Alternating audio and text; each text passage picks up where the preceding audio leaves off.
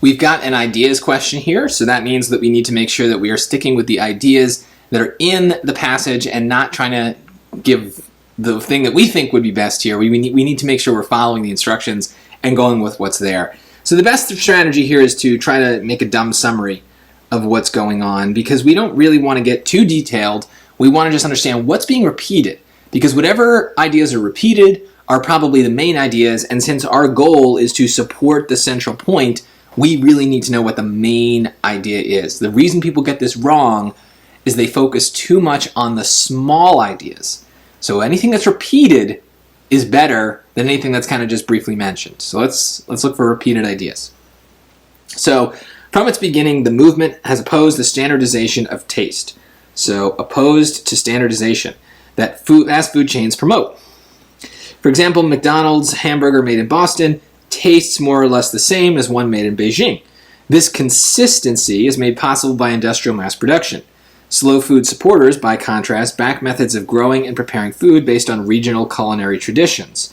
When produced using traditional methods, goat cheese made in France tastes different from goat cheese made in Vermont. A goat ingests the vegetation particular to the meadow in which it grazes, which along with other environmental factors such as altitude and weather, shapes the cheese's taste and texture. If all foods were produced under the industrial model, well, okay, then, or let's not say no, what's my dumb summary here?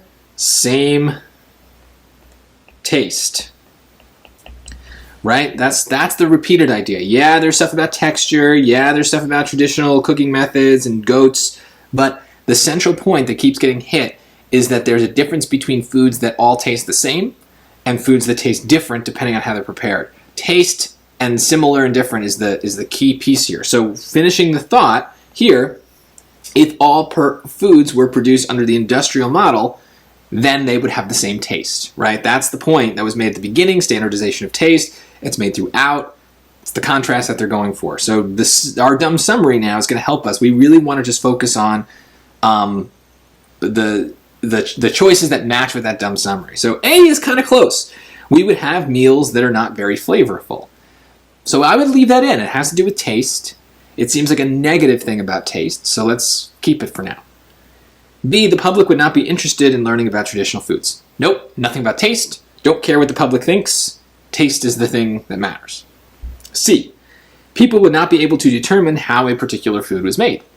Don't care how it was made. I care about how it tastes.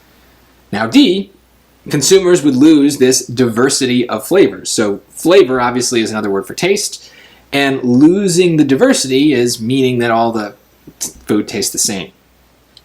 D is the answer.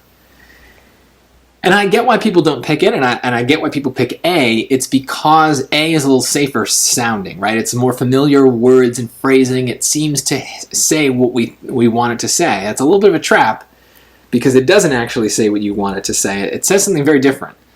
But D, notice what they did is they took the words that we kind of came up with, and they're basically the same words or the same ideas, but with different words. You know, that's how the SAT operates. Is they like to use synonyms to capture the same meaning, but obviously in a way that it's a little harder to recognize.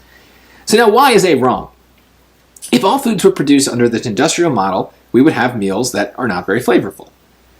Well, look, maybe this is not something I should be doing because it's not supposed to be based on my opinion. But honestly, I love McDonald's. And so this idea that something that's standardized is not flavorful, in my opinion, is very wrong. I love McDonald's. I love that it tastes the same no matter where I go. And so what we're doing here is they're shifting the meaning of what they're saying. The people who like the slow food movement are complaining that food that is standardized all tastes the same. That is not the same thing as saying that food that is standardized doesn't taste good. Right? Notice they don't say that. They don't really say that. They say that standardization of taste is bad, meaning that if everything tastes the same, that's bad. But they never comment on whether it tastes good or bad. Right? Now, choice A is saying that the McDonald's is not very flavorful. And I don't care. I love those fries. Those fries, a burger, a Big Mac, like that is some flavorful stuff. So my own experience I'm not supposed to use, but I think I'm using it here at least to make my point to you, which is that this is a different meaning. They're saying things will taste the same. Choice A is saying that they're not tasting good. Those are not the same thing, right? Things can taste the same, but be good, okay? A could taste the same and be bad. You might have a different opinion on McDonald's. That's okay. But we have to pay attention to that kind of stuff.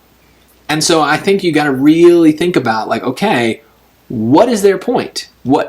I think if you pick A here, I think it might be because you're letting your own opinion actually slide into this a little bit too, is that maybe you're not a fan of McDonald's, and so you're assuming that saying things taste the same is the same as saying that they taste bad.